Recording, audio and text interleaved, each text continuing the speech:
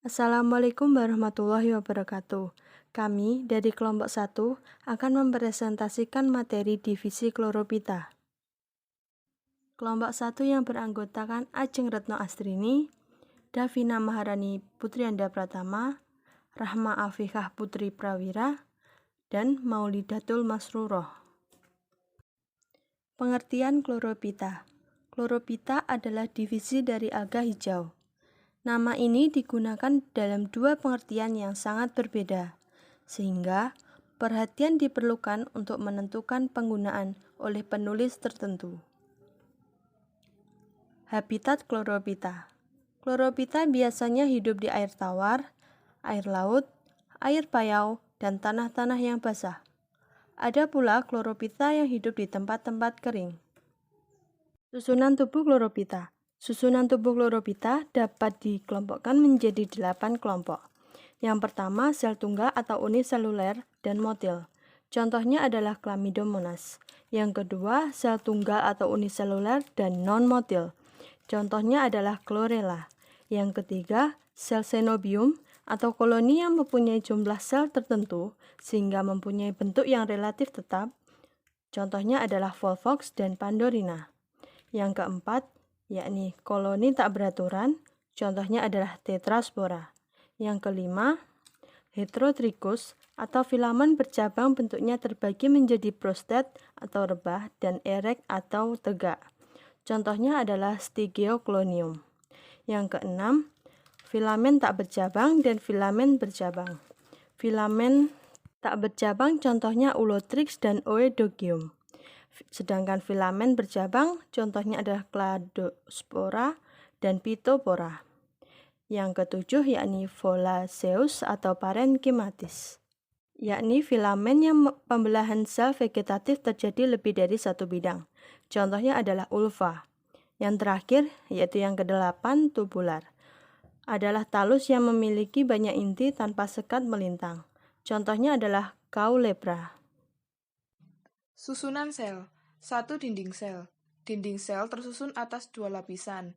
Lapisan dalam yang tersusun atas selulosa dan lapisan luar tersusun atas pektin. Tapi beberapa bangsa Volvocales, dindingnya mengandung selulosa, melainkan tersusun oleh glikoprotein. 2. Kloroplas. Kloroplas terbentuk oleh sistem membran rangkap.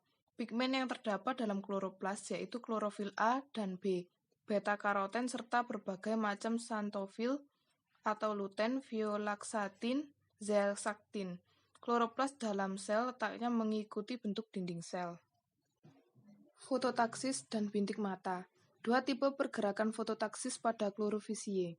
1. Pergerakan dengan flagella. Pada umumnya, sel alga hijau baik sel vegetatif maupun sel generatif dijumpai adanya alat gerak. Flagella pada kelas Chlorophyceae selalu bertipe Wishplus atau acronematik dan sama panjang atau isokon, kecuali pada bangsa Oedogoniales memiliki tipe Stephanokon. Flagella dihubungkan dengan struktur yang sangat halus disebut aparatus neuromotor, merupakan granula pada pangkal dari tiap flagella disebut blepharoplas. 66 granula tersebut masing-masing dihubungkan oleh benang yang letaknya melintang disebut paradesmosa. Rhizoplas merupakan benang tegak dan lurus menghubungkan salah satu dari granula atau blepharoplas dengan struktur intranuklear dan inti disebut sentrosom. Tiap flagella terdiri dari aksonema yang tersusun oleh 9 duplet mikrotubula mengelilingi bagian tengah, terdapat 2 singlet mikrotubulus.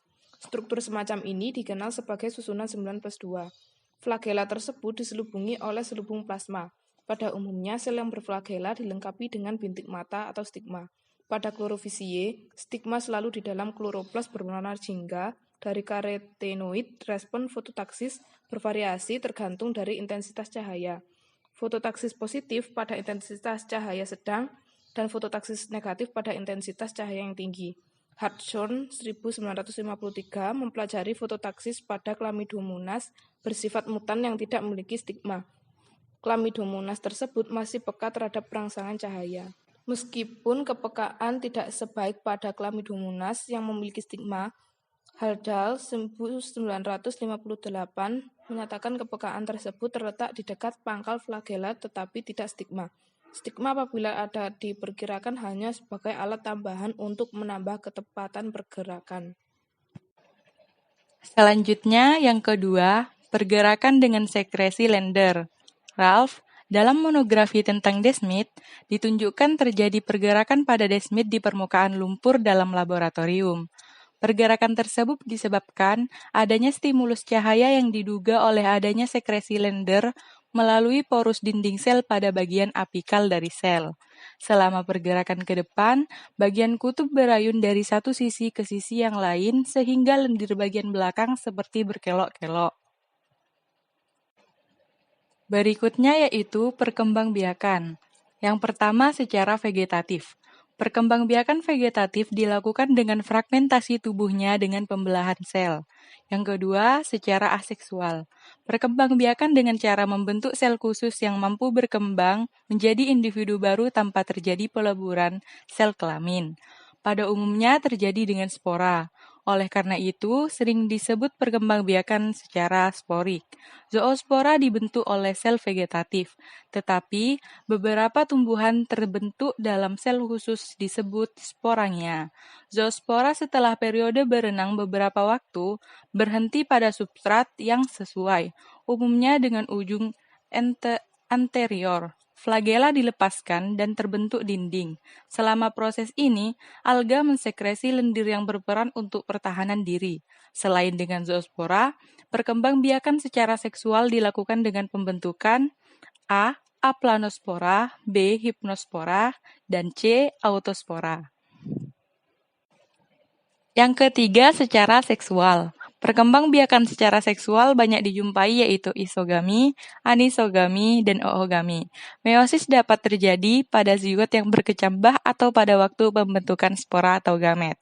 Daur hidup umum dijumpai adalah tipe haplontik, meskipun beberapa jenis termasuk tipe diplohaplontik. Isogami merupakan perkembangbiakan secara seksual yang paling sederhana dan menuju ke arah anisogami. Pada tipe anisogami, masing-masing jenis merupakan sel bebas dengan ukuran yang tidak sama, sedangkan yang lebih maju lagi yaitu tipe oogami. Pada tipe oogami, masing-masing gamet telah menunjukkan perbedaan ukuran maupun bentuknya. Klasifikasi.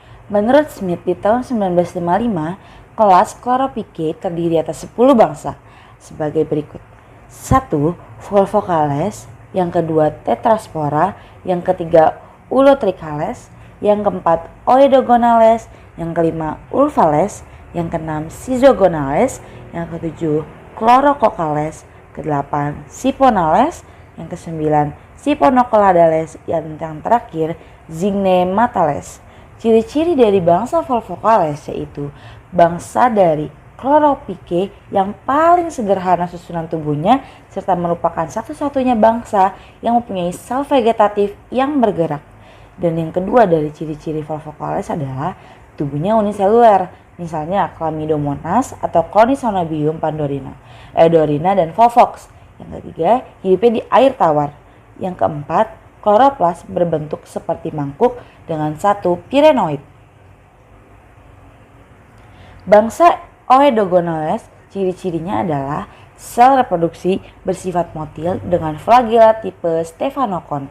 Susunan tubuh filamen yang terbentuk oleh sel-sel berbentuk silinder, semua sel meliputi struktur sama kecuali bagian basal.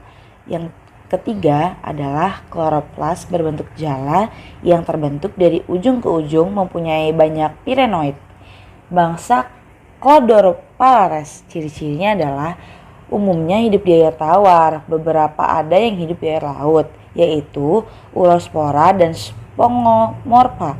Sel-sel ini memiliki banyak inti. Kloroplas berbentuk jala dengan banyak pirenoid dan susunan tubuh umumnya bercabang atau tidak bercabang. Bangsa Zygnematales, ciri-cirinya adalah gamet dari bangsa ini berbeda dengan anggota Chlorophyceae, yaitu gametnya bersifat ameboid dan tidak berflagel. Tubuh vegetatif uniseluler berbentuk filamen yang tidak bercabang. Kloroplas mempunyai bentuk yang bervariasi, misalnya bentuk pita spiral, bintang atau cakram. Sekian presentasi dari kelompok kami. Terima kasih yang sudah memperhatikan. Tetap jaga kesehatan ya. Stay safe semua.